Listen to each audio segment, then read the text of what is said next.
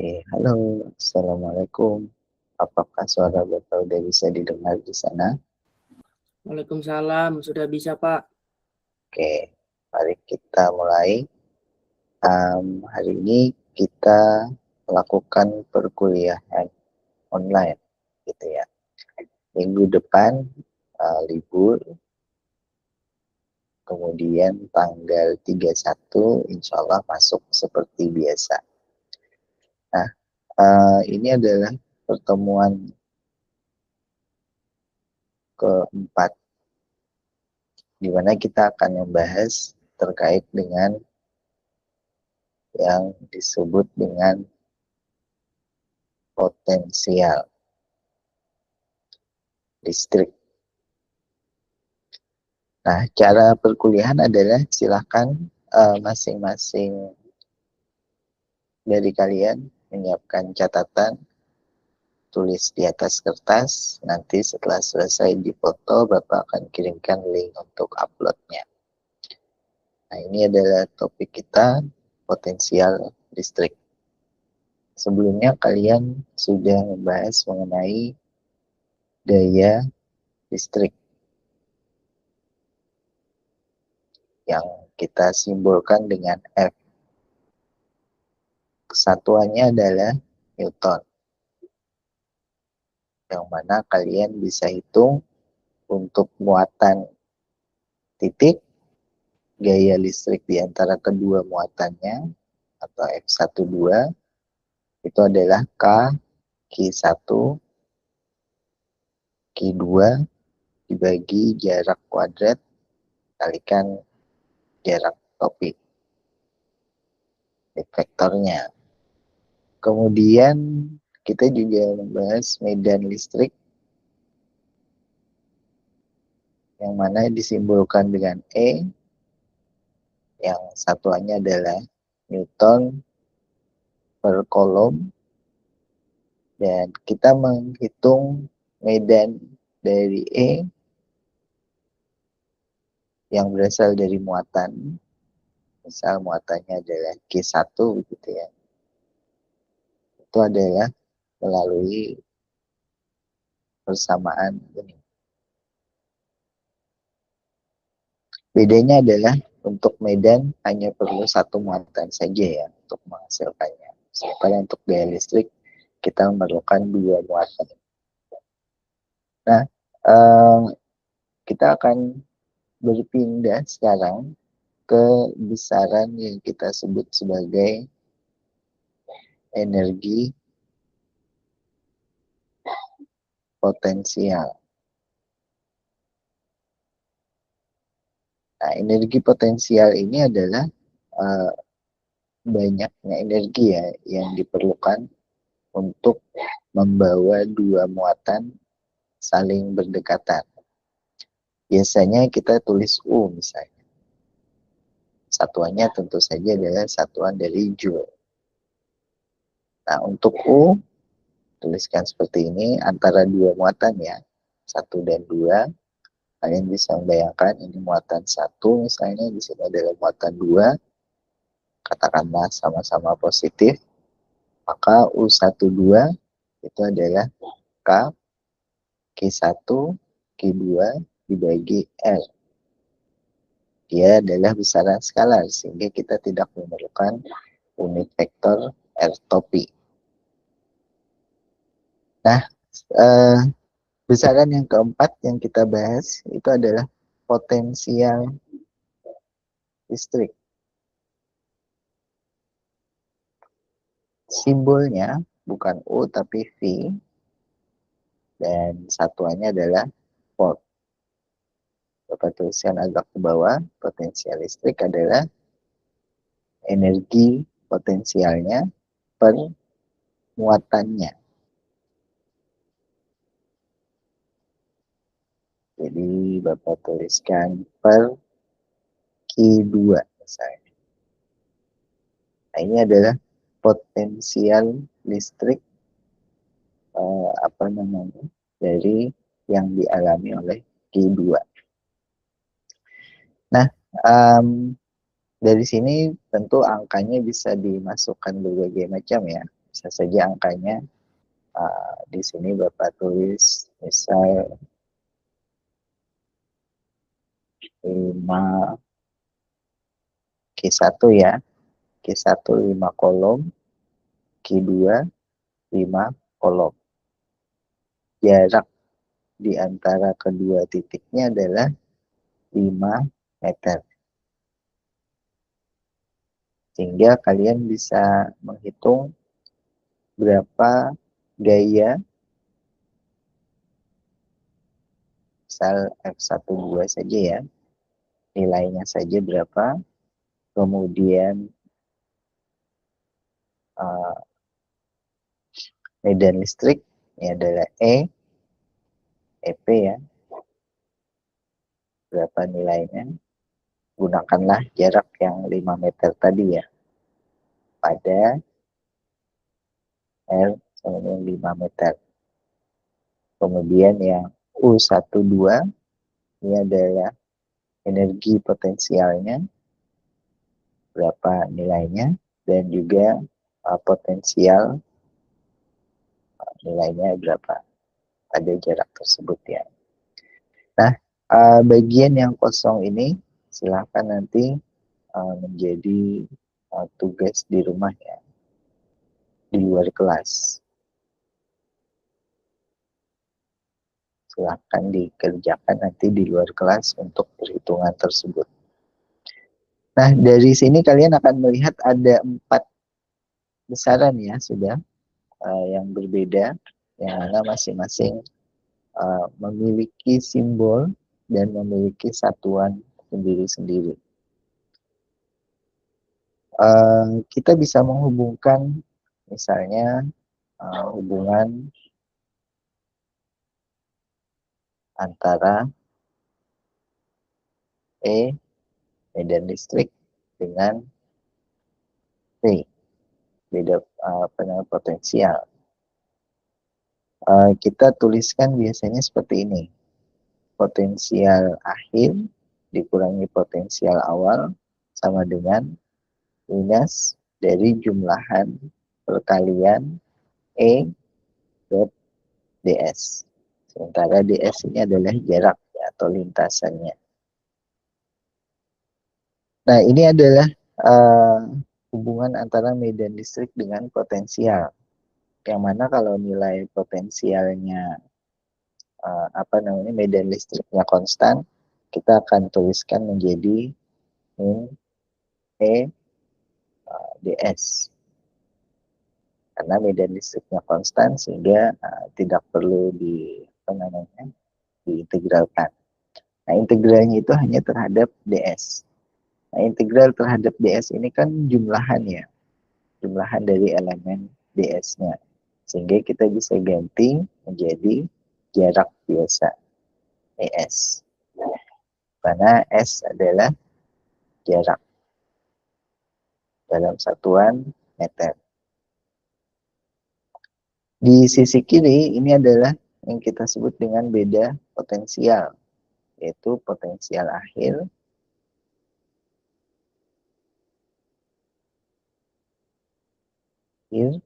dan potensial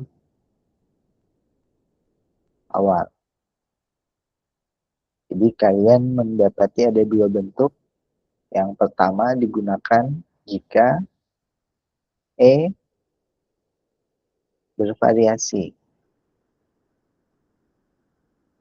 Yang kedua digunakan jika E seragam. Seragam atau homogen istilahnya. Nah, case di mana E-nya adalah homogen adalah bentuk seperti dua plat kapasitor ya. Apa itu dua plat kapasitor? Kalian bisa gambar sederhana, satu plat, anggaplah ini logam, yang mana logam ini sebenarnya 3 dimensi ya, rempengan seperti ini. Nah, ini logamnya. Tentu karena kita digambar, kita akan nanti tidak menggambar 3 dimensi lagi supaya cepat. Tapi perlu kalian pahami logam itu adalah 3 dimensi seperti ini. Nah, di dalam logam ini atau logam ini kita sambungkan dengan ini sambungannya ya, atau gambar di bagian bawah saja. Ini juga disambungkan dengan sebuah sumber tegangan. Apa yang dimaksud sumber tegangan? Ya, sumber tegangan contohnya adalah baterai ya. Simbolnya akan seperti ini. Simbol dari baterainya. Tentu garis yang panjang warna hijau ini menandakan kutub positifnya, sementara yang kecil kutub negatif. Sehingga kalian bisa menduga di sisi sini ini adalah positif ya muatannya, atau total jumlah muatannya itu positif. Sementara di sisi yang sebelahnya lagi total jumlah muatannya negatif. Nah, inilah yang kita sebut sebagai plat kapasitor. Atau sederhananya orang akan menyebut ini sebagai kapasitor saja. Di antara dua plat ini adalah plat yang Bapak maksud, logam misalnya.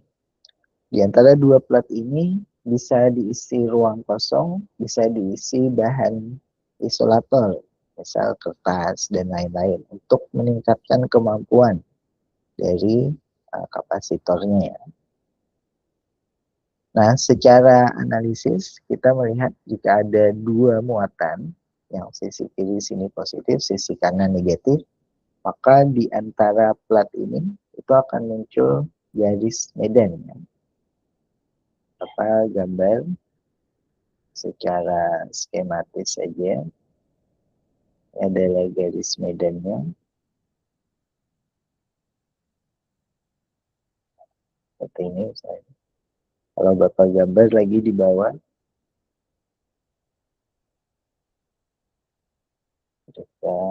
seperti ini. Yang mana garis medannya selalu mengarah dari positif ke negatif. Atau gambar genapkan ya 3 misalnya seperti itu.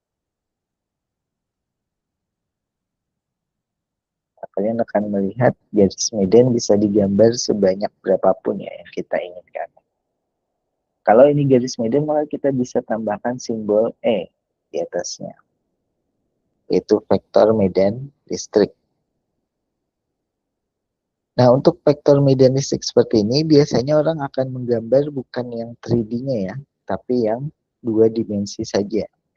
Jadi kalau ini adalah gambar 3D, maka gambar 2 dimensinya jauh lebih sederhana. 2 dimensinya kita biasanya akan gambar 2 plat seperti ini, kemudian tinggal digambar secara 2 dimensi dari samping ya, hanya satu garis saja. Kalau tadi setiap baris, ini ada 3 garis ya, ini hanya satu garis. Yang mana jaraknya, kalian lihat sama ya, karena itu medan listriknya adalah E seragam. Atau istilah lainnya homogen. Nah, dari gambar ini tentu kalian masih ingat bahwa yang positif adalah yang kiri, yang negatif adalah yang kanan. Nah, ini kita sebut sebagai kapasitor. Kalau yang di atas 3 dimensi ya, digambar pula kabelnya dengan baterai misalnya. Kalau di bawah 2 dimensi saja. Nah, untuk medan homogen seperti ini, maka kita kembali ke persamaan ini ya. Delta V sama dengan min ES. Karena medannya homogen, kita bisa meninggalkan integralnya. Misalnya, Bapak akan tuliskan di sini 5 volt Maka karena dia ke arah minus, negatif, 5 volt nilainya akan berkurang di lempeng logam atau plat logam yang sebelah kanan. Hingga menjadi katakanlah 2 volt. Nah, V1 5 volt, kita singkat dengan V. V2 2 volt. Berapa selisihnya? Delta V-nya ini adalah apa namanya? Kalau bergerak dari kanan ke kiri, berarti 2 volt dikurangi 5 volt ya. Jadi ada minus 3 volt. Nah, biasanya kita akan menuliskan jika gambarnya sudah ada, ini sama aja dengan 3 volt. 3 volt itu adalah beda potensial antara dua ujung plat kapasitor. Kita tuliskan delta V di sini adalah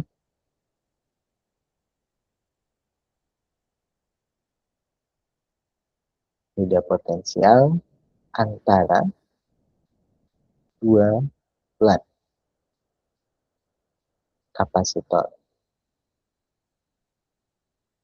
Tentu kita semua di sini menggunakan kapasitor ya. Cuma dalam komponen atau rangkaian listrik yang tidak kita bisa lihat langsung dengan mata kita sendiri. Nah, karena itu jika disebutkan ujungnya adalah 5, ujung satunya 2, kita bisa dapatkan delta V 3 volt. Kalau delta V-nya 3 volt, besar, kita gunakan minus 3 volt ya. Supaya tidak bingung, Bapak akan hapuskan opsi yang 3 voltnya, minus 3 volt. Maka kita bisa hitung pula nilai dari medan listriknya dengan menggunakan persamaan yang ini. Nah, delta V sama dengan min PS. Kalau begitu, mari kita masukkan dengan angka yang sederhana ini. Delta V sama min PS. Nah, delta V-nya di sini adalah min 3 volt. Min E-nya adalah yang ditanyakan. S-nya adalah jarak. Nah, mari kita tetapkan jaraknya di sini sebagai di bagian bawah ya.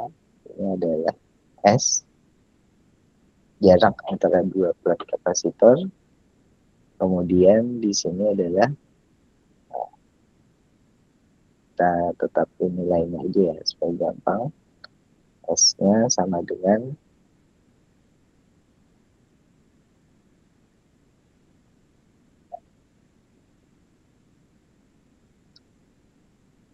S sama dengan 3 meter. 3 meternya sangat besar ya jaraknya. Biasanya dia dalam order mikrometer.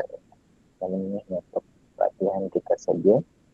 Kalau S-nya adalah 3 meter, maka kalian bisa gunakan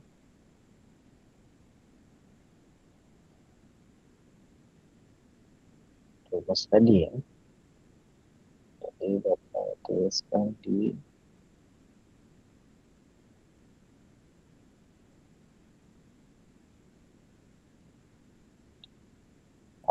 seperti 3 meter. Meternya tidak usah kita masukkan ya, hanya perlu diingat. Nah, E-nya berarti adalah 1. Minus hilang ya. 3 bagi 3, 1. Nah, satuannya adalah satuan Newton per Coulomb. Nah, perhatikan satuan ini ya. Ini berarti medan listriknya akan mendorong muatan positif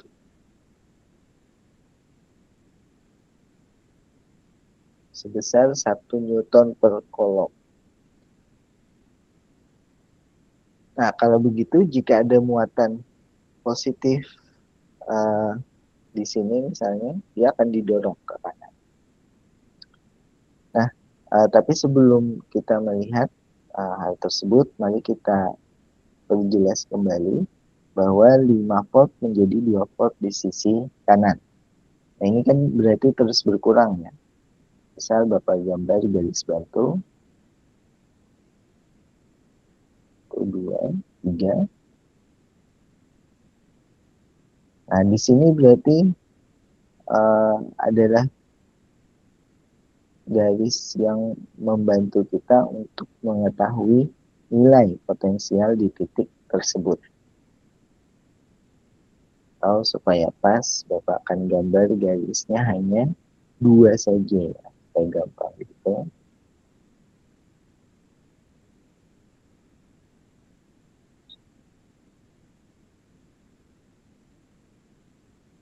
Misal berada di sini dan berada di sini.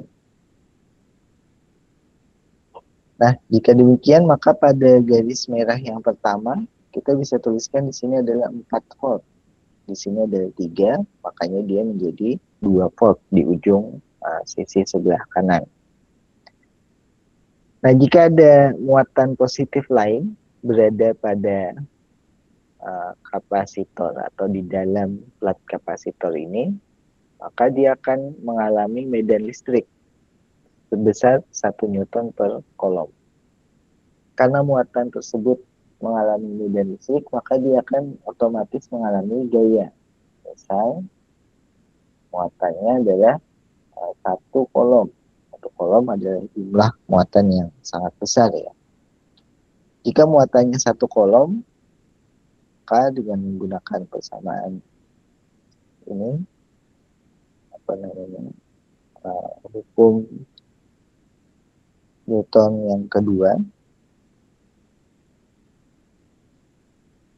maka kita bisa hitung nilai kecepatannya atau percepatannya.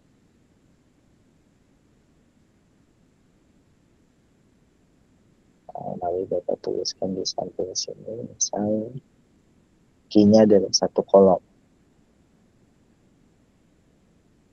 Kalau Q-nya 1 kolom, berarti dengan E 1 Newton per kolom, kita bisa hitung F-nya, gayanya. Gayanya dia akan mengikuti arah dari E-nya ya. Nah, kalau kalian perhatikan, arah dari E itu adalah ke kanan. Yang mana ini berarti nilai unit vektornya.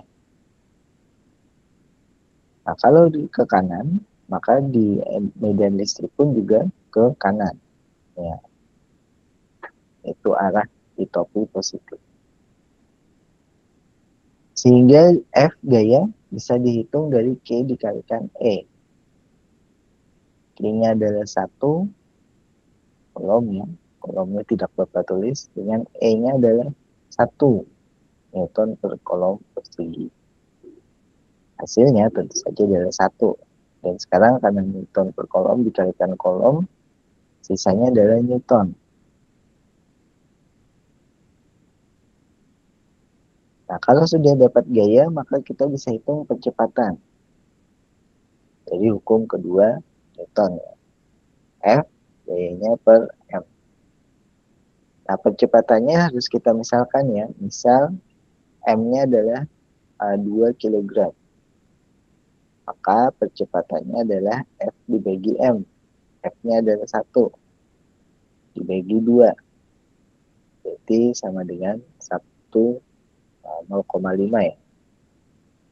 Nah, ini percepatan kita tuliskan satuannya, yaitu 0,5 meter per second untuk setiap secondnya. Sehingga jika ada benda bermuatan 1 kolom dengan massa 2 kg, maka jika dihitung percepatannya adalah 0,5 meter per second per second. Dari percepatan kita bisa tahu kecepatannya ya. Jadi Vt sama dengan V0 plus setengah A T kuadrat. Nah, jika T-nya adalah 1 detik saja, maka kecepatan Vt, kecepatan di waktu 1 detik, di saat, kita tuliskan di sini ya, V0 sama dengan 0.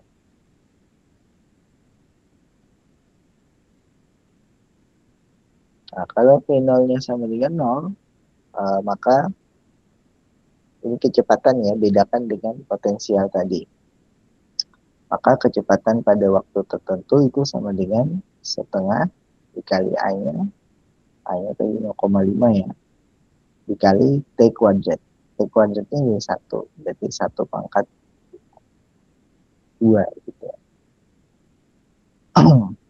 Nah, eh, 1 kuadrat ya 1 juga setengah A, berarti 0,25.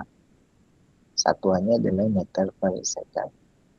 Jadi apabila ditanya sampai dengan kinematika ya, ada di fisika dasar 1, kalian harus menghubungkan hukum uh, Newton dengan hukum Coulomb. Nah, karena di sini kita menggunakan baterai, ya, maka kita bisa pasangkan baterai-baterai kecil.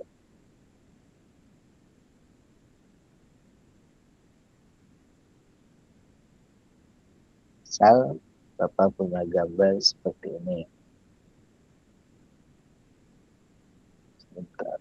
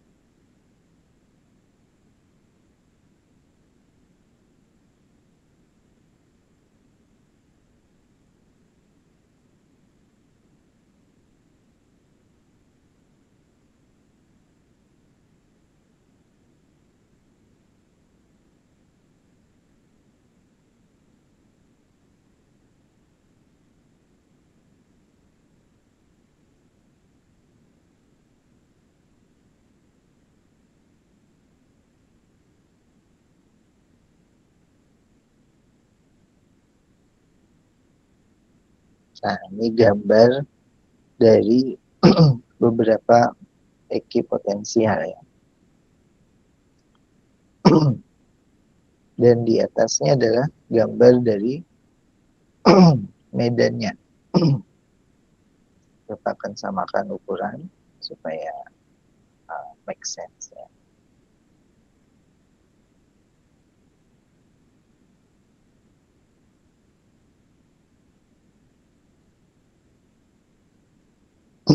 Nah, di sini adalah gambar medan listrik. Tapi yang digambar merupakan sebuah vektor ya. Ini adalah vektor medan listrik. Kalian melihat di vektor medan listrik ini panjang dari panahnya berubah ya. Berarti ini bukan medan E homogen. Bukan medan E homogen. Nah, jangan lupa hubungan antara E, medan listrik, dengan potensial ya. Ini delta P kemudian I S.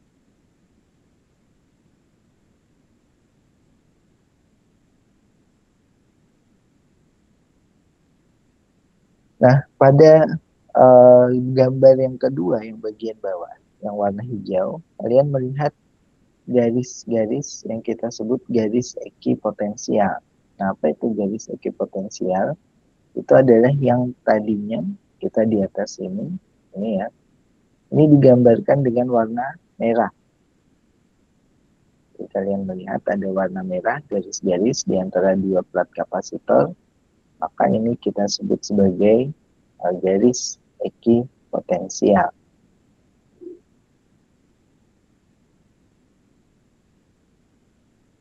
masih panah seperti ini ya, tidak lurus, itu maksudnya untuk memberitahu namanya garis ekipotensial. Nah, garis ekipotensial digambarnya persis seperti ini ya, tegak lurus dengan bidang plat bermuatannya. Sisi kiri muatan positif, sisi kanan muatan negatif.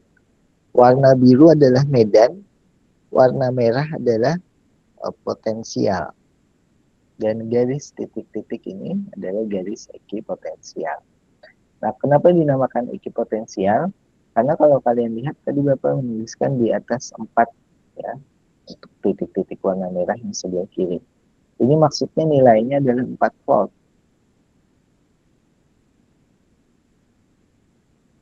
Ini itu adalah volt.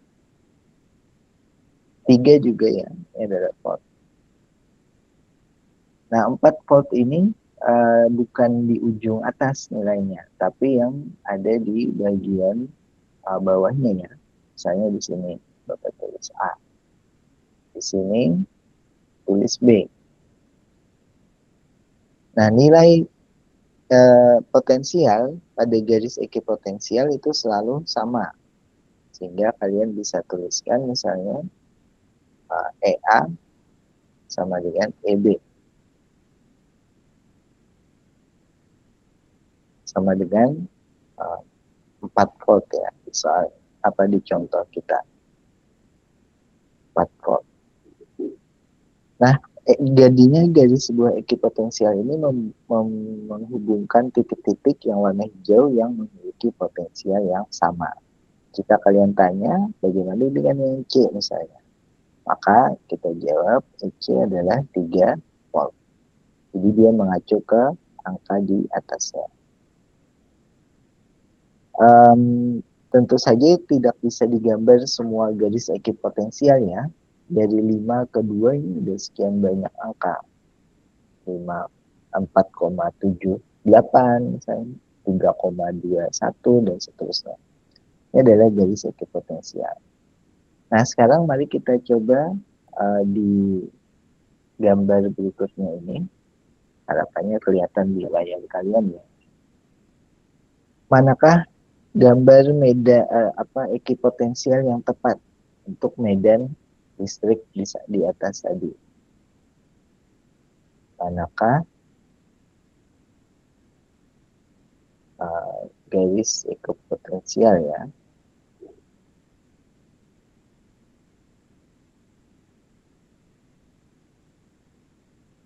yang mewakili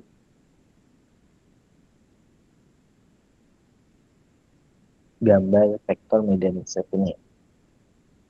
Nah, di sini ada banyak pilihan ya. Ada A, B, C, D, E, dan F.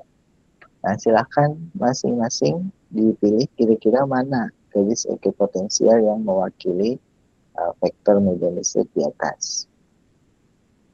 Vektor medan listrik. Tentu saja ini bukan kuis ya, jadi jawab saja sesuai kemampuan kalian, bukan ujian. Gunakan analisa kalian untuk menentukan apakah manakah gambar ekipotensial yang lebih tepat untuk mewakili vektor medan yang panah warna merah itu. Nah, kalian jawabnya melalui Google Form ya, Bapak siapkan Google Form-nya. Linknya nanti di kolom chat.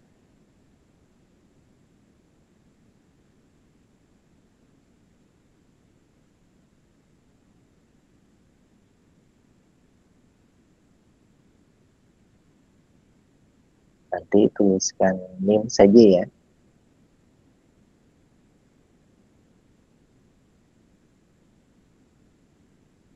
Kemudian tuliskan jawaban saya.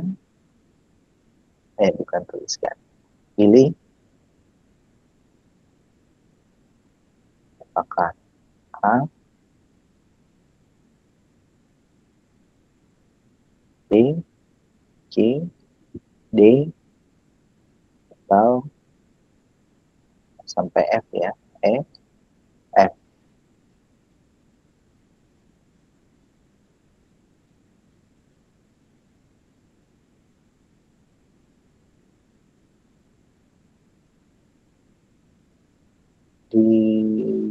kembali kalian. Oh ya, sudah terlihat. Oke.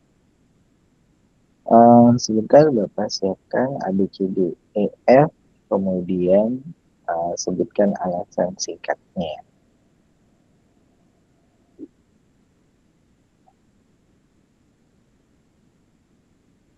Dikerjakan saja sesuai yang kalian pahami, walaupun nanti keliru tidak apa-apa, karena lebih pentingnya di sini adalah interaksi yang mana kalian benar-benar berpikir gitu ya.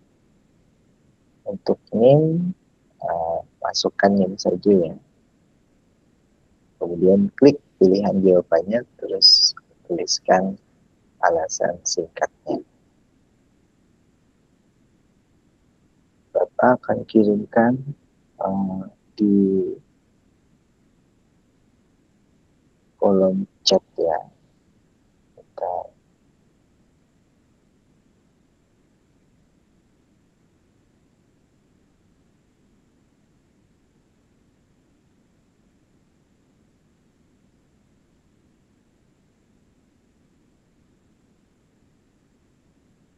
nah, silakan di link tersebut kalian klik, kemudian pilih jawabannya. Bapak dan jelaskan alasan singkatnya. Bapak tunggu sekitar 5 antara 5-10 menit ya. Silakan diklik linknya di kolom komentar. 5-10 menit kemudian kita kembali ke kelas ini.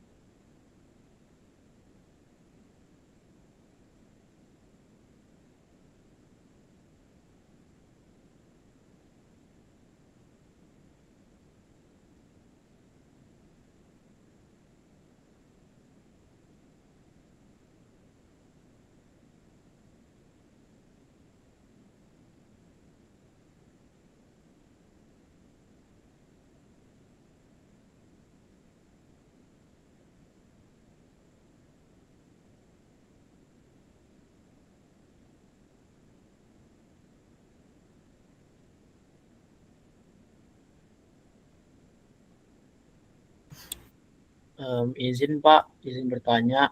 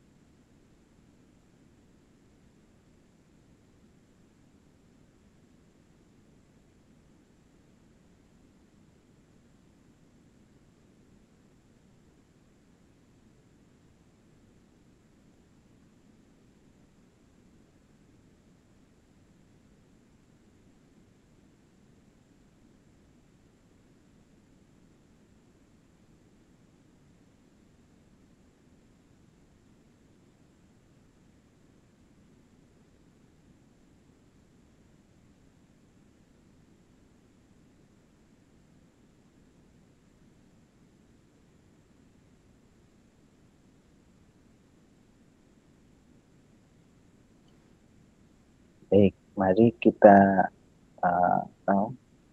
lihat jawabannya apa ya. Jadi yang kalian lihat di gambar ini tentu saja merupakan sebuah sketsa ya, garis ekipotensial yang mana garisnya putus-putus dan juga vektor medan listrik yang mana digambarkan dengan warna merah. Kalian melihat di sini vektor medan listriknya tampak tidak homogen ya. Dari kiri kecil kemudian ke arah dari kanan ya. Kanan kecil kemudian ke arah kiri. Semakin panjang semakin panjang begitu. Dengan demikian nilai medan listriknya sebenarnya juga semakin kuat harusnya. Awalnya medan listrik di kanan kecil, medan listriknya ke kiri dan semakin kuat. Nah, untuk gambaran seperti ini, Bapak mungkin perlu sketsa di sini.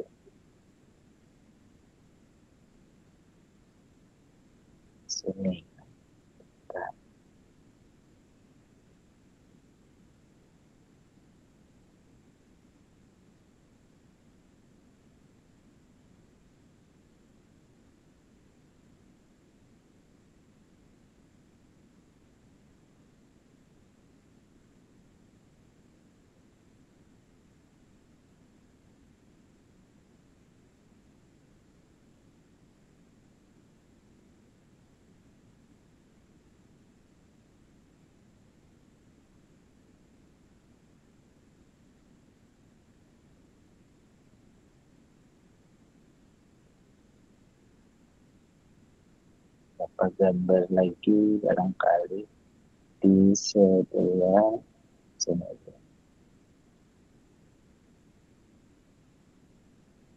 Kiri aja. Tadi di atas kita melihat Bapak gambar sini positif ya, di atas sini negatif. Ini adalah 5 volt, di sebelah kanan adalah 2 volt. 5 ke 2 tentu dia turun ya, makanya Bapak gambar garis panahnya seperti ini. Nah, arah apa yang Bapak gambar ini adalah arah dari medan listrik.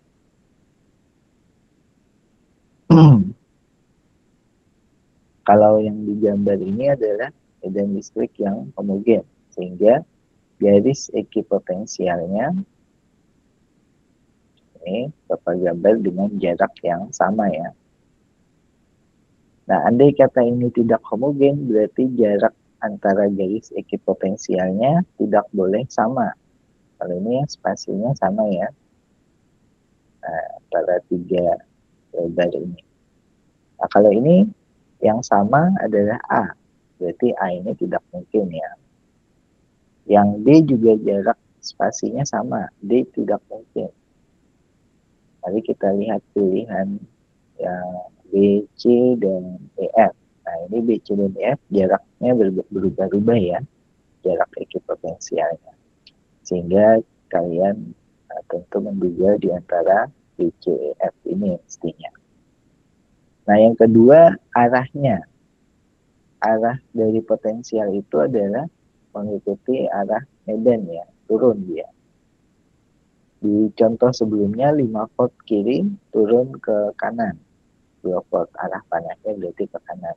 Jadi kalian bisa menduga sisi yang sebelah kiri pada sini itu pastilah lebih besar daripada sisi sebelah kanan ini lebih besar dari yang kiri.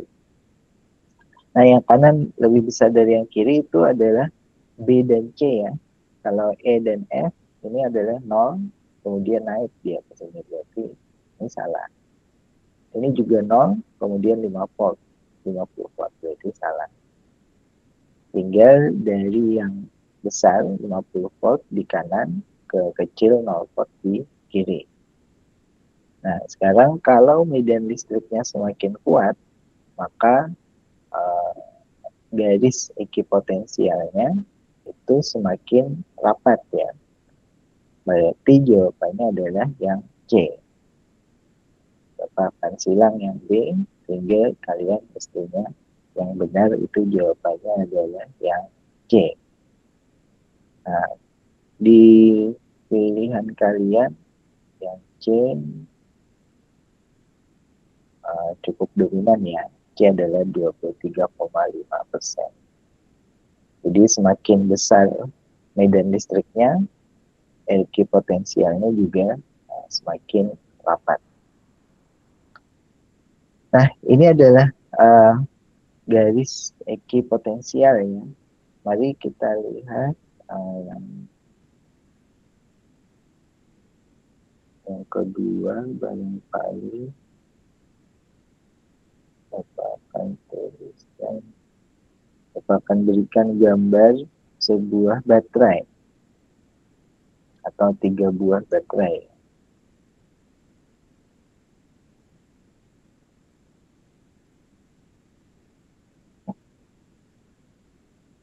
Pada layar, kalian akan melihat ada 3 buah baterai.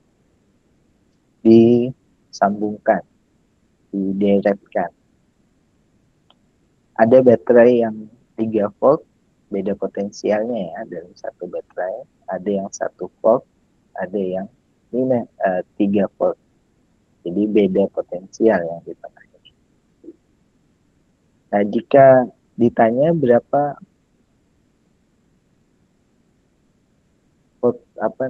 beda potensial dari ujung kiri ke ujung kanan. Nah, dalam satu deretan ini ya. Jadi biasanya kan kita menggabungkan 2 baterai atau misal remote ya. Remote biasanya diisi dengan 2 baterai kecil, atau ada yang sedang main Tamiya. Tamiya biasanya diisi dengan 2 baterai yang bisa dicas misalnya. Itu ya persis digabungkan seperti ini, atau center yang masih pakai baterai seperti ini ya. Nah, kalian silahkan hitung delta V-nya berapa. Bapak akan kasih link yang baru. Silahkan dipikirkan berapakah total dari beda potensialnya dari ujung ke ujung. Tentu saja kalian harus memperhatikan positif negatifnya ya, disambungkan kemana.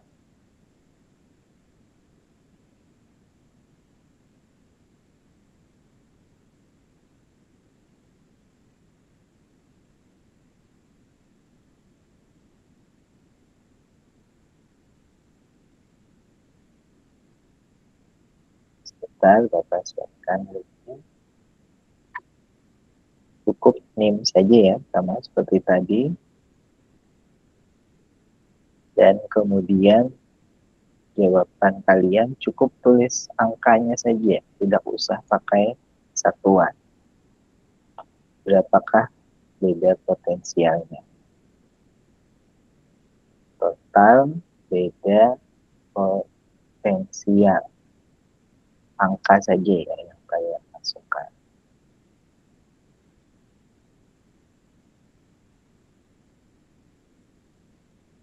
Bapak akan tuliskan kembali di kolom chat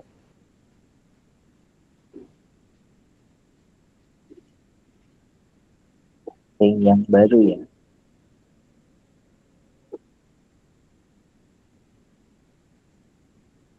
Berapakah total beda potensial? Nah, silahkan dijawab dulu. Kita 5 menit, kita akan mungkin kurang dari 5 menit cukup ya.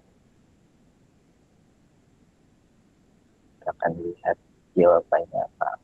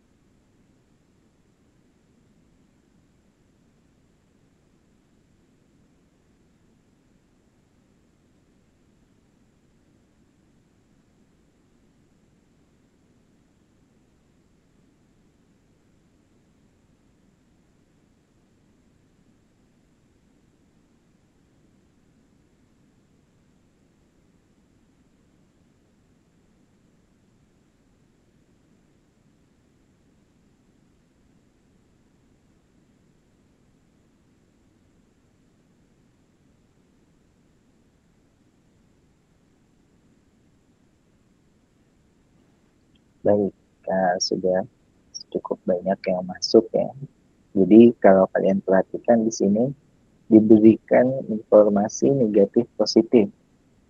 Negatif kiri ya untuk baterai yang pertama, ada baterai yang kedua, ada baterai yang ketiga. Jadi kalian bisa mengambil angka sembarang, start, mulai di kiri misalnya. Misal kalian ambil angka sembarangnya adalah 0, supaya gampang ya. 0 bergerak ke kanan, ini minus ke positif ya, berarti dia naik, berarti plus 3 volt. Kemudian di sini dia ketemu baterai tapi dipasangkan dengan arah yang berbeda. Artinya dari positif ke negatif ini turun ya, berarti minus 1 volt. Nah, di sebelahnya lagi baterai yang ketiga, ini dari negatif ke positif, berarti ini plus 3 volt, naik ya. Nah, tinggal dijumlah saja. 3 tambah minus 1, 2 tambah 3 adalah 5. Jadi jawabannya adalah 5 volt atau 5,0 sama saja ya. Nah, ini persis ide dari sebuah baterai ya. Jadi kalau kalian punya baterai seperti ini misalnya, biasanya di baterai itu ada tulisan kecil aja dia 1,5 volt begitu ya. Baterai jam, baterai remote, atau baterai apa yang biasa kalian pakai, atau baterai apa di laboratorium misalnya yang bisa dicas ulang. Ini ada tulisan 1,5 volt. Nah, kutub negatifnya adalah yang datar ini ya. Kutub positifnya adalah yang agak muncul. Ini berarti kalau ada muatan masuk lewat kabel, ya ada kabel ya. Misal muatannya adalah muatan positif, masuk lewat kabel ini, Bapak akan gambarkan kabelnya agak besar ya, tidak sesuainya ada muatan positif masuk di sini. Maka oleh baterai ini, muatan positifnya akan ditambahkan potensialnya, dinaikkan. Awalnya misalnya P-nya di sini 0, maka P-nya potensialnya di sini jadi 1,5 volt. Bergantung pada baterainya nilainya berapa. Jadi kalau kalian beli mungkin ada baterai misalnya yang besarnya adalah 2 volt tulisannya. Berarti kalau di sini ada kabel, di dalamnya ada muatan positif, tentu mata kita tidak bisa melihat ya. Dia akan dinaikkan awalnya 0, di sini dia akan dinaikkan menjadi 2 volt. Jadi ketika keluar dari sini, muatan positifnya ya, itu sudah berada di potensial 2 volt. Nah, idenya seperti ini ya. Nah, kita akan sambungkan ide seperti ini dengan gambaran skematis ya. Tentu saja kita tidak menggambar kabelnya lagi, bulat seperti ini. Kita hanya akan menggambar baterai, misal dengan tanda seperti ini saja ya. Ini adalah sebuah baterai. Baterai. Positifnya di atas, negatifnya di bawah. Nah, kalau kita sambungkan dengan plat, sama seperti tadi ya, plat. Platnya cukup digambar kecil seperti ini saja. Maka ini adalah yang kita maksud dengan sebuah kapasitor. Nah, kapasitornya tentu akan bermuatan sesuai dengan muatan yang disambungkan dari baterai ini ya. Jadi kalian bisa membayangkan kalau sebuah baterai kita sambungkan dengan kabel, Bapak barangkali akan menggambar kabelnya dengan warna yang berbeda. Misal, tapi nanti selanjutnya kalian paham ya bahwa ini kabel. Oh iya, bagus saja ya. Kabelnya tetap berupa garis lurus. Jadi kita tahu ya yang namanya kabel ya dia pasti umumnya tidak dibikin tegak lurus seperti ini ya, digeletakkan begitu saja kabelnya di meja misalnya. Kalau di dinding ya barulah disesuaikan dengan desain dinding. Nah, ini kabelnya warna merah. Kita akan tuliskan keterangan ini kabel logam. Di sisi kanan ini kapasitor, di sisi kiri ini baterai. Nah, persis jika kita sambungkan seperti ini, awalnya muatannya akan berpindah ya. Jadi akan ada yang kita sebut sebagai arus. Dan kita cenderung menggunakan arus itu adalah arus muatan positif ya. Sehingga ada positif yang bergerak ke arah sini. Dan positif itu akan terkumpul di plat yang sisi atas. Nah, di antara plat ini kan ada udara ya, jadi dia tidak akan pindah ke plat yang di bawah. Nah, kita akan sebut di sini prosesnya adalah proses seperti kita cas HP ya, charging. Ini persis ketika kita mencas HP ya, seperti ini, charging. Nah, sementara karena di sisi bawahnya adalah negatif, maka arusnya akan mengikuti seperti ini. Ini adalah arus yang mana dia membawa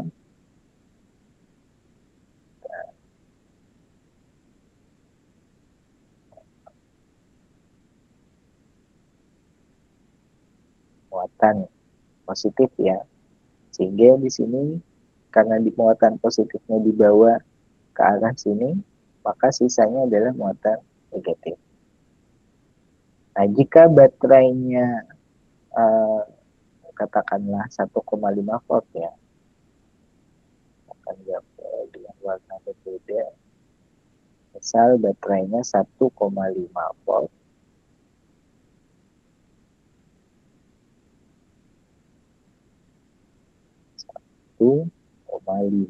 Volt. Maka pada saat pertama kali disambungkan dengan baterai, beda potensial di antara dua plat kapasitor ini, dua plat kapasitor, beda potensial. Kapasitor biasanya kita tuliskan dengan huruf C ya. Beda potensial di antara dua plat kapasitor ini masih lebih kecil nilainya dari beda potensial baterai. Kita tuliskan delta VB. Nah, ini delta VB yang sisi sebelah kiri. Beda potensial baterai. Nah, ini beda potensial kapasitor lebih kecil. Nah, tapi seiring dengan waktu, dan tentu waktunya sangat singkat ya, mikro detik ini. Jadi tidak terasa dalam 1 detik dia sudah berubah nilainya menjadi penuh. Nah, kondisinya ketika penuh, barangkali Bapak gambarkan di bawah ini. Ketika sudah berjalan 1 detik, misalnya, nilai dari delta VC ini akan sama dengan delta V baterai. Tentu muatannya sekarang kita gambarkan lebih banyak ya, tidak hanya 2 misalnya. Kita gambarkan 4. Negatifnya juga menjadi sesuai dengan kemungkinan beda potensialnya ya.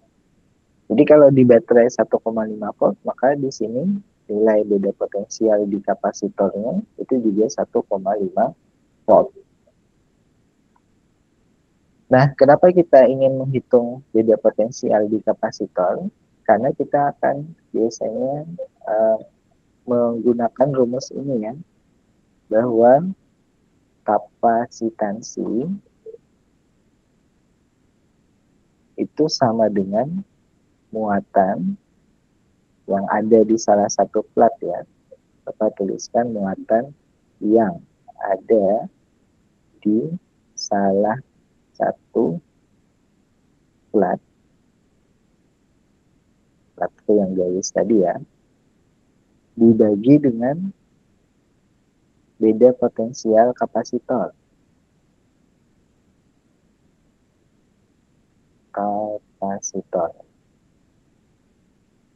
Nah, untuk persamaannya kalau dituliskan dengan kalimat seperti ini ya, tentu kalian mengingatnya yang ini. Nah, kalau dituliskan dengan simbol, maka kapasitansi ditulis C. Muatan yang ada di salah satu plat biasanya dituliskan simbol Q besar saja. Beda potensial kapasitor bisa dituliskan delta VC. Nah, ini adalah kapasitansi. Satuan dari kapasitansi yang bisa lihat di buku pula, ini adalah satuannya, Bapak tuliskan panas seperti ini. Satuannya farad. Karena farad itu sama aja dengan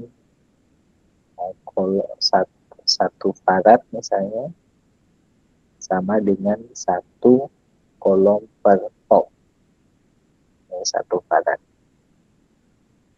Tentu nilai 1 farad sangat besar ya. Biasanya kapasitor itu ukurannya adalah mikro farad.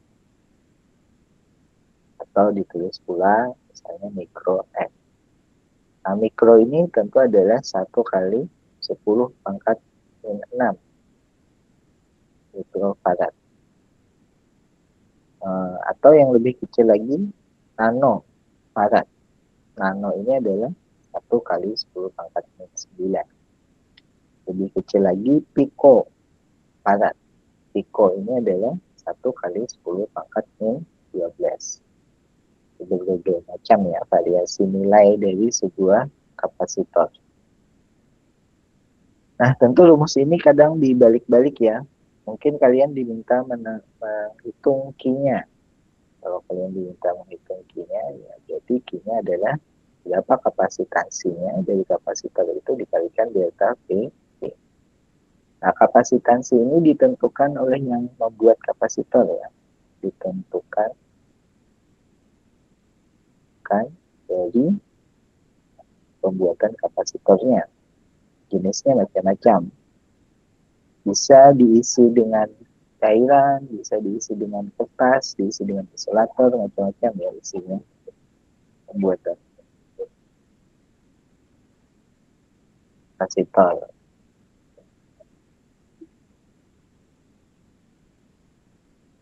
Nah, nilai dari kapasitansi ditentukan dari pembuatan kapasitor. Nah, makanya C-nya bisa pula dihitung dari rumus isinya ya. Isi kapasitornya itu apa? Kita tuliskan di bawah sini, ada epsilon 0, kemudian ada luas kapasitornya. Ingat ya, gambar 3 dimensi tadi, ada luasan dari kapasitor dibagi dengan jarak antar kapasitornya. Nah, kalau kalian ingat, tadi kapasitor kita gambarkan seperti ini ya.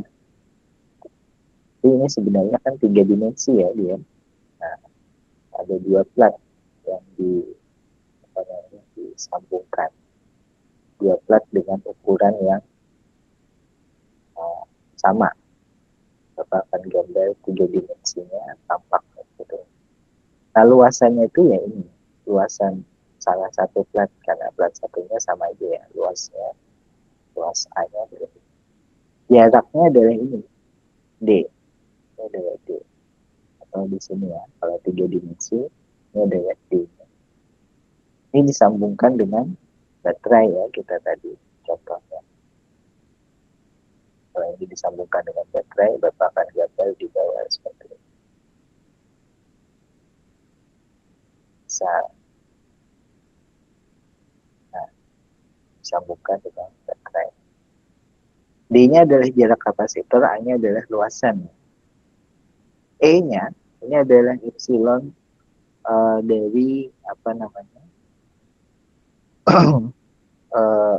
permitivitasnya.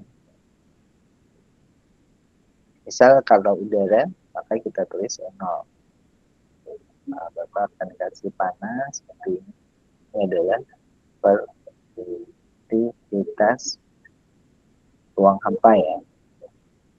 Misalnya ruang hampa. Emitivitas ruang hampa nilainya sebuah konstanta ya. Jadi dia tidak bukan dihitung, tapi diberitahu di soal biasanya. Kalau kalian bingung, nol ini apa, epsilon nol, biasanya kita tuliskan K ya. K itu adalah 1/4 pi epsilon nol.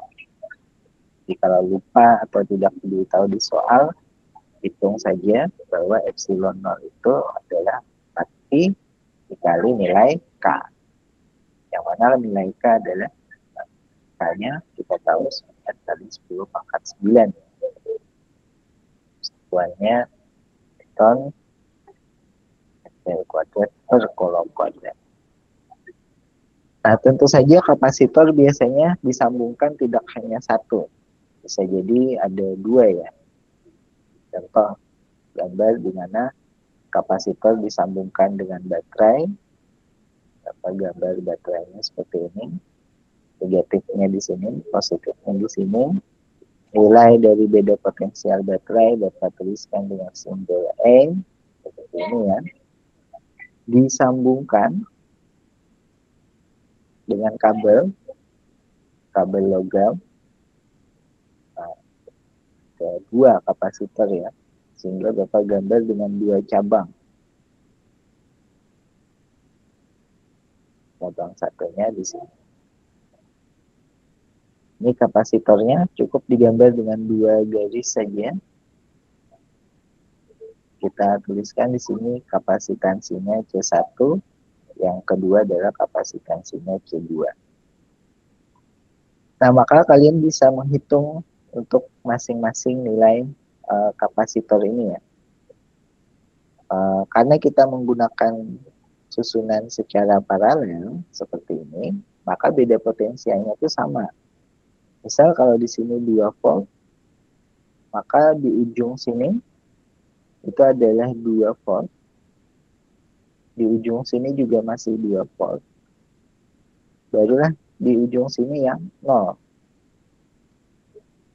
Ini adalah 0. Ingat selisihnya harus 2 volt ya. Jadi di ujung atas 2, di bawah 0. Karena negatif ya, disambungkan dengan negatif. Sehingga beda potensialnya sama. Kita tuliskan semuanya delta P kapasitor tanpa 1 ataupun 2 ya. Kalau mau ditulis delta P1, delta PC2 sama dengan kita tulis delta P saja sama dengan 2 volt misal. Maka muatan kalau ditanya berapa muatan yang terkumpul pada titik 2A kapasitor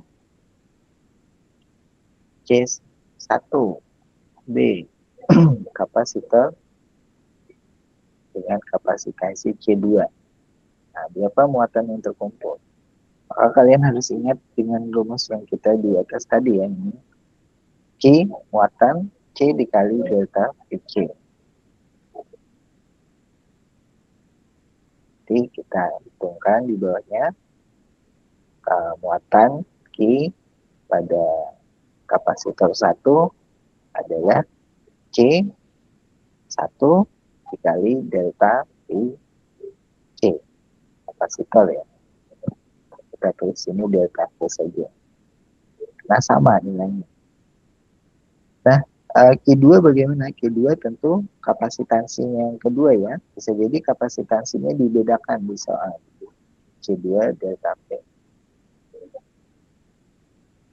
Nah, untuk menggabungkannya, kita bisa tuliskan sebagai penjumlahan biasa ya.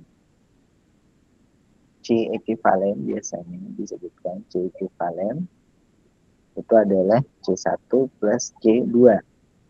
Sehingga gambarnya tidak lagi seperti yang di atas ini ya. Bapak akan bikin gambar yang baru dengan ini baterainya misalnya. minus plus disambungkan, cukup dengan satu kapasitor saja sekarang. Itulah yang dimaksud dengan C ekivalen. C ekivalennya adalah dapat tuliskan di sini C ekivalen. Jadi hanya satu kapasitor saja untuk menggantikan dua kapasitor di atas. Nah, C ekivalen ini sama nilainya dengan jumlahan C1 plus C2. Nah, ini kalau disusun secara paralel. Susunannya adalah paralel. Ini susunannya adalah paralel. Maka dia boleh menggunakan penjumlahan seperti ini. Tentu kalau lebih dari dua kapasitor maka tambah C3 dan seterusnya. Hingga kadang ditulis rumusnya adalah C ekivalen ini ekivalen ya adalah jumlahan dari kapasitornya. Seperti ini kalau dituliskan penjumlahan. Nah, bagaimana kalau dia disusunnya bukan paralel tapi seri? Nah, kalau seri maka kita gambar misal ini baterai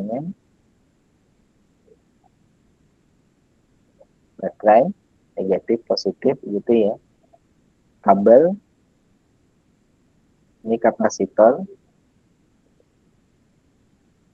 misal ada 3 ya. Kapasitornya C1, C2, C3. Nah, C1, C2, C3 dihubungkan ini secara seri ya. Beda dengan yang tadi. Sehingga kalau secara seri kita tidak bisa lagi menghitung C ekivalen seperti yang di paralel ya. Rumusnya adalah C ekivalen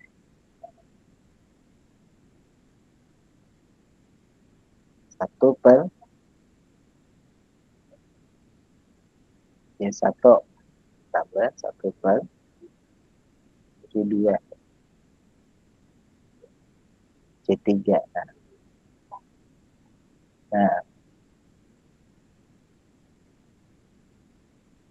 Nah, seperti ini adalah C ekivalen. Jadi kita harus menggunakan penjumlahan 1 per ya. Biasanya kadang rumusnya ditulis seperti ini juga, C ekivalen. Kemudian 1 per C1 tambah 1 per C2 dan seterusnya. Tentu saja kalian harus bisa menjumlahkan 1 per. Kalau yang 1 per masih bingung atau di kalkulator bingung, nanti malah sulit untuk hitung. Nah, muatan yang muncul pada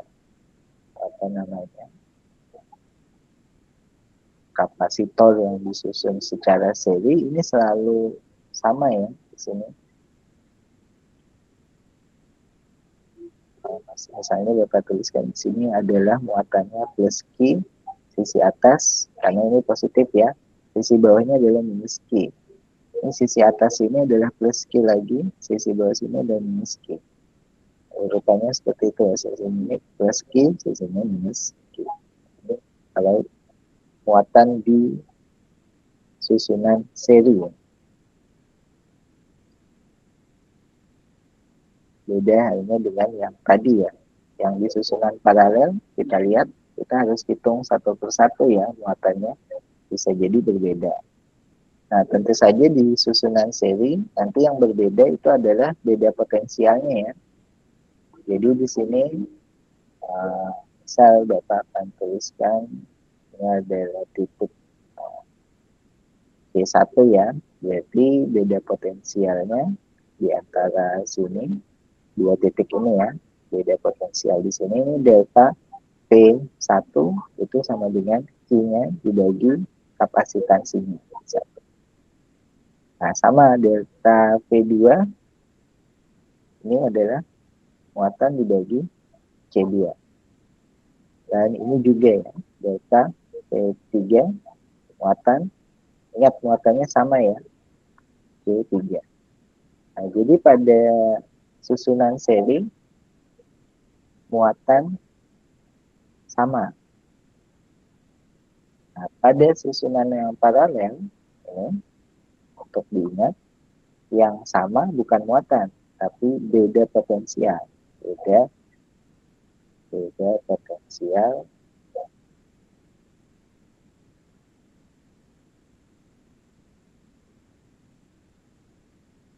beda potensial sama. Perhatikan ya perbedaan ini, nanti dibaca lagi di bukunya. Paralel beda potensial sama, sementara yang seri muatannya yang sama.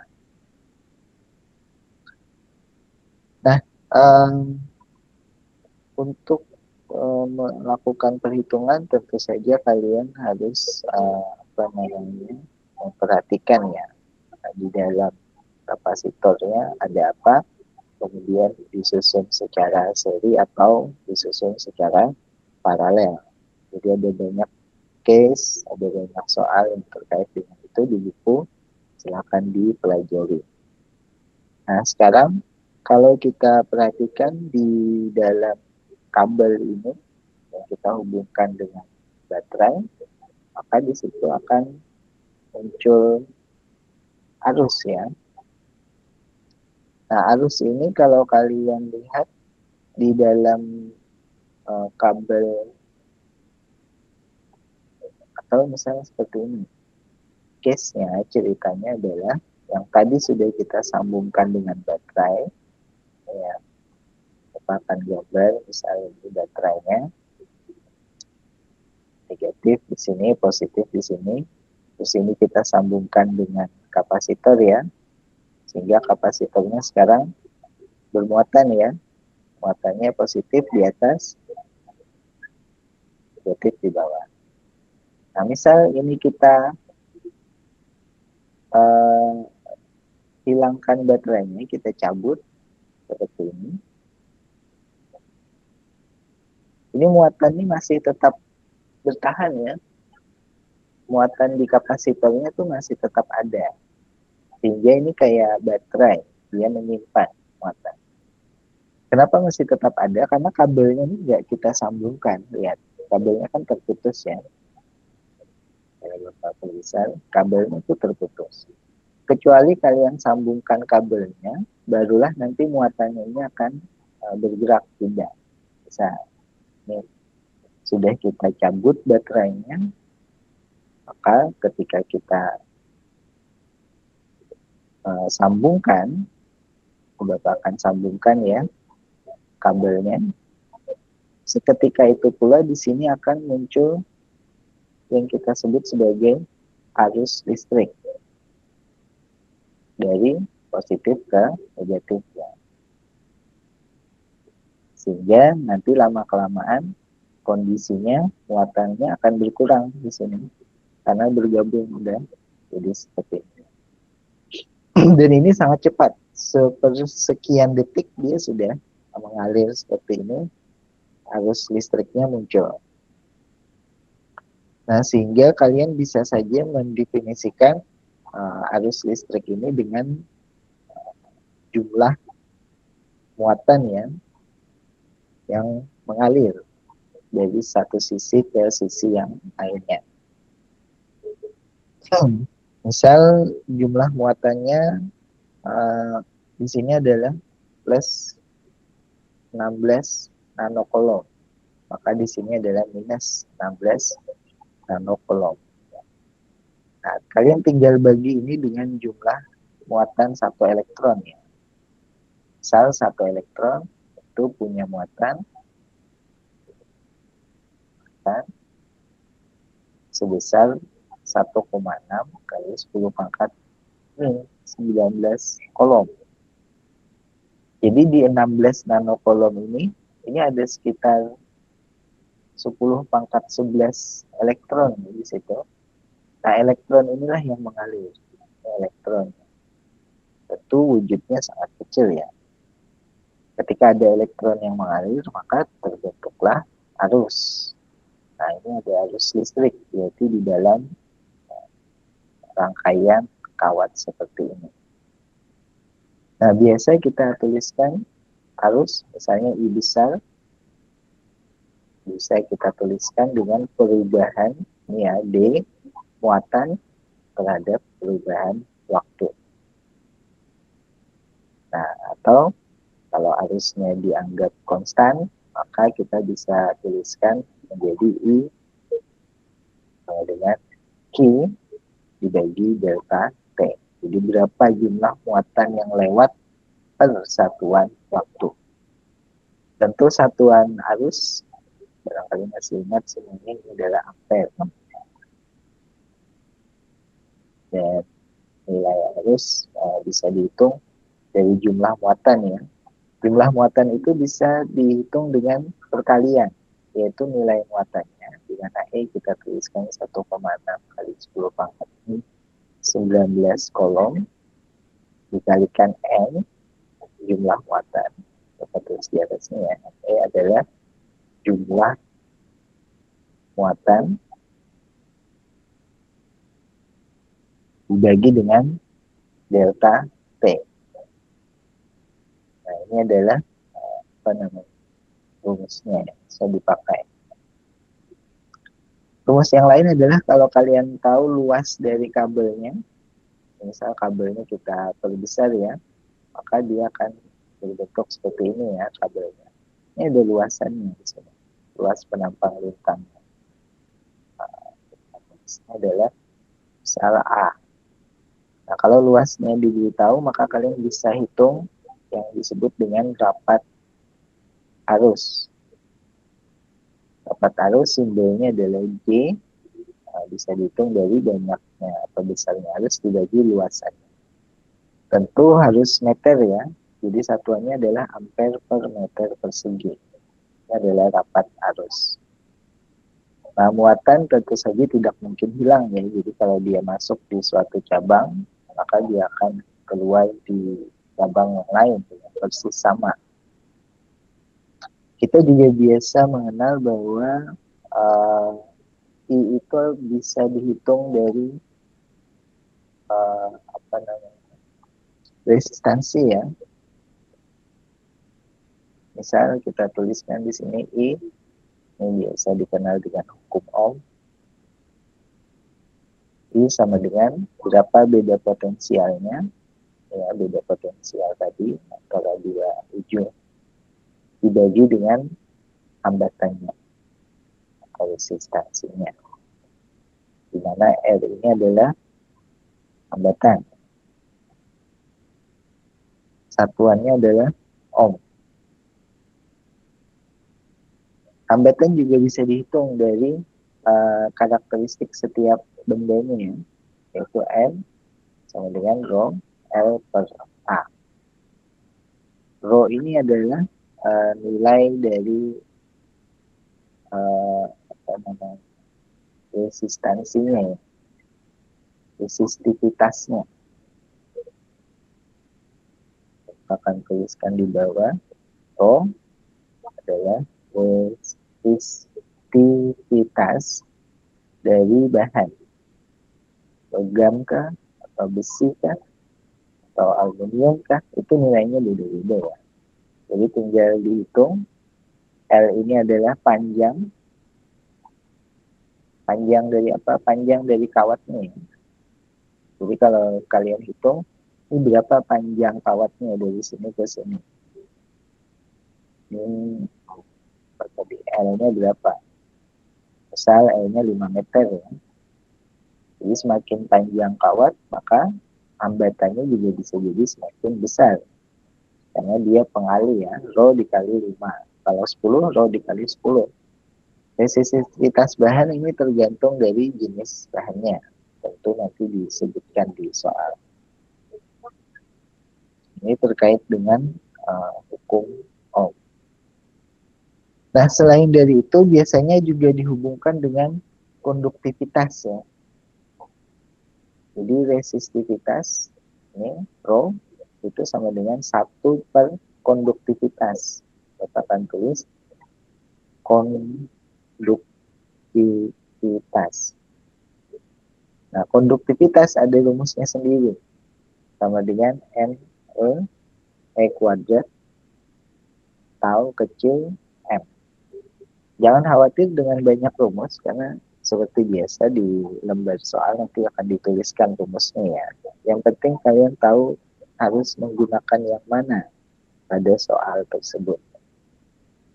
NE di sini adalah jumlah muatannya. Sudah disebutkan di atas, Bapak akan tuliskan yang belum tahu saja. Ini adalah waktu antara dua tumbukan elektron. Jadi elektron itu di dalam bahan kabel tadi sangat banyak ya, dan mereka bertabrakan. Nah, ini waktu antara dua tumpukan elektron. Tentu bukan dalam hitungan second, terlalu lama. Elektron itu bisa bertabrakan dalam sekian nanosecond ya, sudah tabrakan. M adalah massa. Ini konduktivitas, dan ini adalah massa dari muatan ya. Massa muatannya. Itu massa muatannya adalah muatan elektron biasanya. Kecuali kalian di teknik kimia nanti pembawa muatannya bukan elektron, ion misalnya, maka tentu massa dari ion yang dimaksud di situ.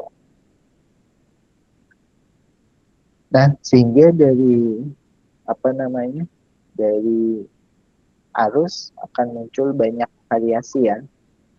Kita biasanya mengenal berbagai macam simbol yang mana harus kalian ingat, dan tentu saja kalian ingat jika semakin sering menggunakannya.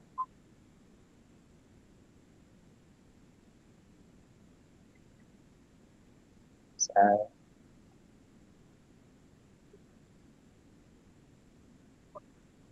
nah,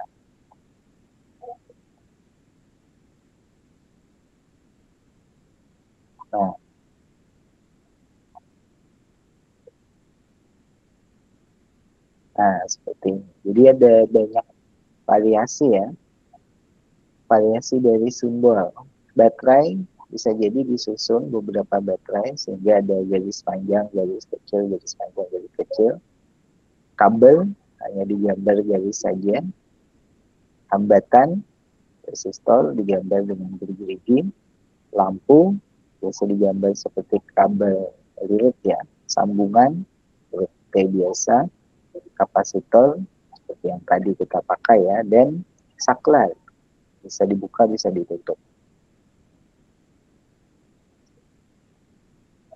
Sehingga dalam sebuah diagram rangkaian kita biasa menggambar misalnya contoh seperti ini.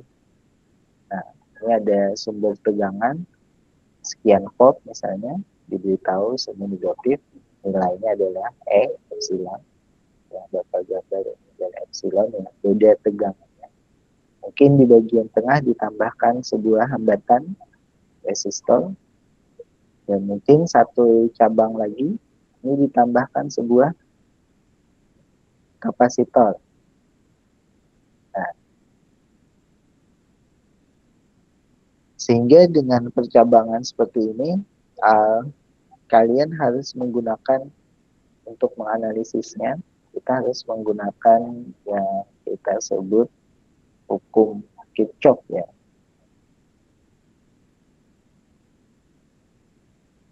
Bapak akan tuliskan hukum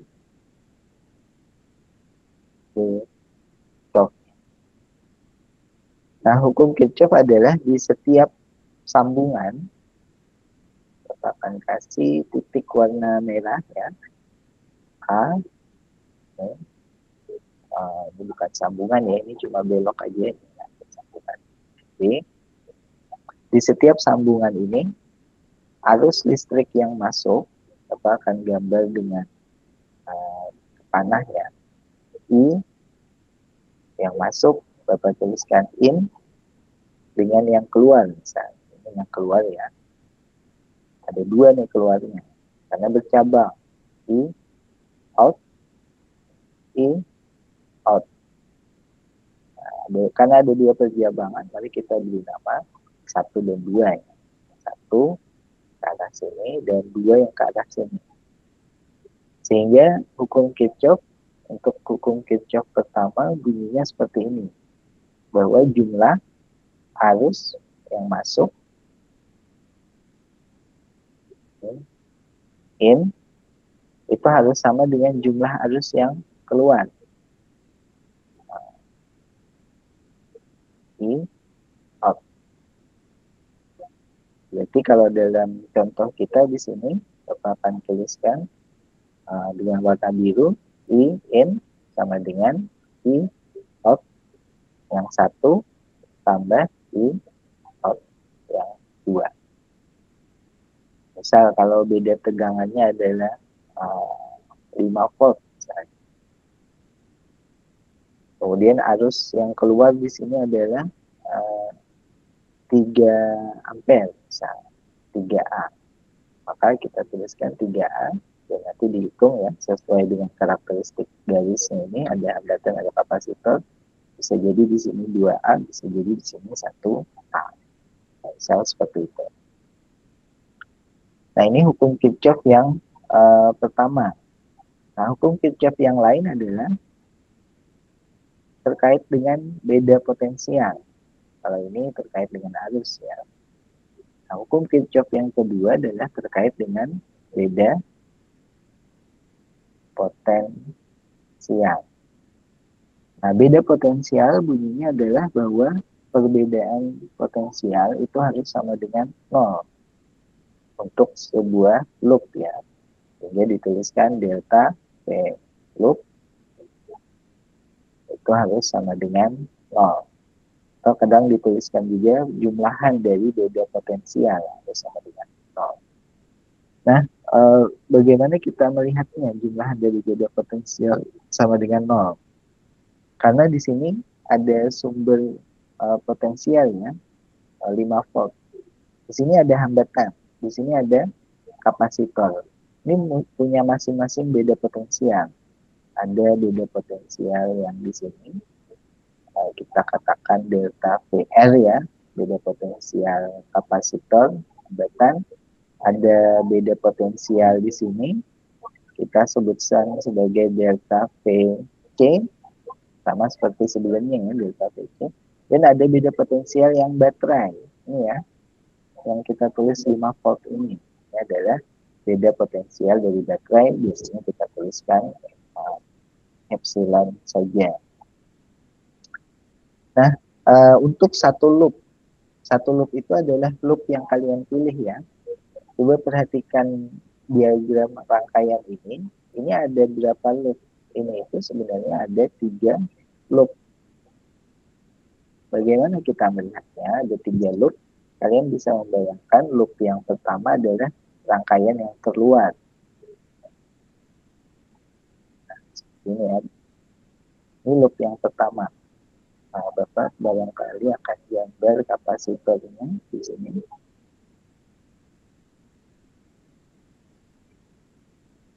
Ada kapasitornya ya, itu gambar. Ini loop yang pertama. Kita hanya melihat rangkaian yang keluar, yang bagian keluar. Nah, loop yang kedua, salah satunya ya, ini misal, berarti kita akan melihat ada hambatan, kemudian kita melihat ada kapasitor. Loop yang ketiga misal yang ini, berarti kita melihat, Bapak akan tuliskan yang ketiga, ada baterai dengan hambatan. Nah, hukum Kirchhoff beda potensial ini maksudnya yang ini ya. Untuk masing-masing loop ini, itu jumlahnya harus sama dengan 0. Beda potensialnya harus sama dengan 0 kalau kalian jumlahkan. Nah, tentu saja aturannya adalah aturan penulisan beda potensial. Kalau dia melewati baterai, negatif, ini arahnya ke sana ya, positif, negatif, positif, maka ketika arusnya, ya, arah arus, maka ini beda potensialnya naik. Jadi kita tuliskan sebagai plus E. Misal 5 volt, berarti di sini 0, di sini 5, naik ya. Nah, Ini adalah untuk baterai ya. Kalau kebalikannya, arah arusnya, maka tentu saja negatif. Jadi akan gambar baterai yang sama, positif, negatif, 0,5, tapi arah arusnya ke kiri, arah arus. Maka nilai potensialnya dihitung negatif. Nah, untuk hambatan, kita lihat ya, untuk hambatan tergantung tanda positifnya di mana. Kalau yang gambar di atas ini, kita tahu untuk hambatan yang positif di atas ya, ini positif, negatif di bawah. Nah, di sini Bapak akan gambar ini positif, ini negatif. Nah, misal positif di sini, negatif di sini, dan ini adalah arah arusnya. Maka kita akan sebutkan bahwa delta V-nya, beda potensialnya, ini yang negatif ya. Delta, kita tuliskan delta VL, negatif. Atau bisa dihitung dari hukum Kirchhoff tadi, yaitu berapa nilai arus dikalikan kapasitas. Apa namanya, nilai R. Nah, barulah kalau kita sudah menghitung beda potensial masing-masing komponen ini, aturan menghitung beda potensial masing-masing komponen ya. Kalau beda potensial masing-masing komponen sudah dihitung, barulah di total jumlahnya berapa. Nah, jadi inilah biasanya analisis rangkaian ya. Tentu rangkaian yang kita maksud adalah rangkaian dari, ini semua adalah rangkaian arus searah. Nah, rangkaian arus searah, sumber tegangannya biasanya baterai ya, seperti yang kita gambar. Jadi dengan menggunakan hukum Kirchhoff, kalian bisa menghitung untuk beberapa jenis soal ya, macam-macam. Kadang rangkaian yang dibuat lebih rumit, kalian harus menyederhanakan dulu rangkaiannya menjadi satu. Tentu untuk menyederhanakan rangkaian ada aturannya ya. Untuk kapasitor tadi aturannya sudah kita tuliskan. Sementara sekarang untuk ini kapasitor ya. Ini aturan untuk menyederhanakan rangkaian kapasitor yang kita sebut C ekivalen tadi ya. Tentu juga ada R ekivalen.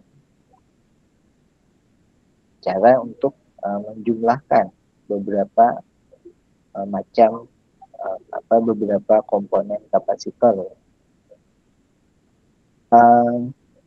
Untuk kapasitor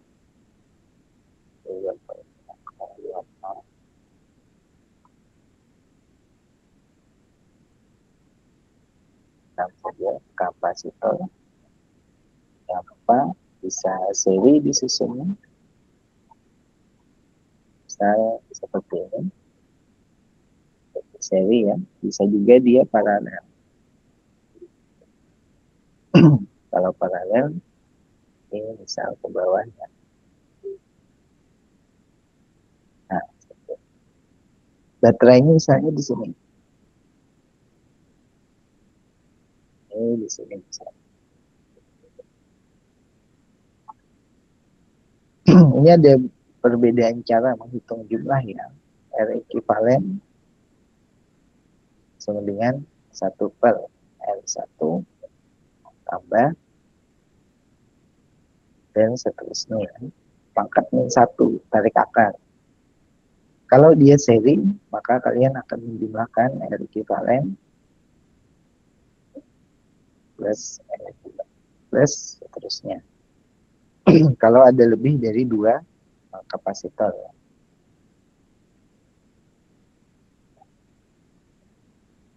Nah, tentu saja lagi-lagi dibutuhkan latihan yang banyak untuk menghitung rangkaian dari kapasitor, terutama rangkaian seri atau paralel ya. Nah, kira-kira ini pembahasan kita hari ini. Tentu barangkali nanti Bapak akan masukkan beberapa soal atau buku ataupun video mungkin ya, untuk pelatihan kalian. Barulah nanti kalian tonton atau pelajari atau kerjakan secara mandiri. Nah, baik, apakah ada pertanyaan sampai di sini? Karena online kita ada rekamannya ya, itu dari catatan yang Bapak tuliskan.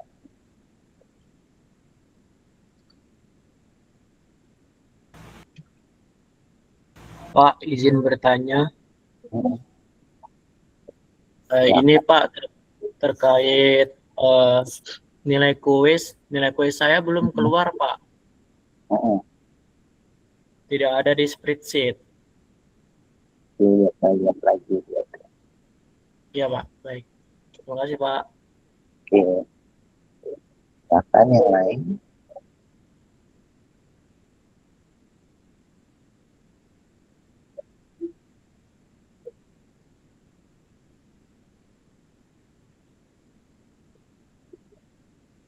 Ya.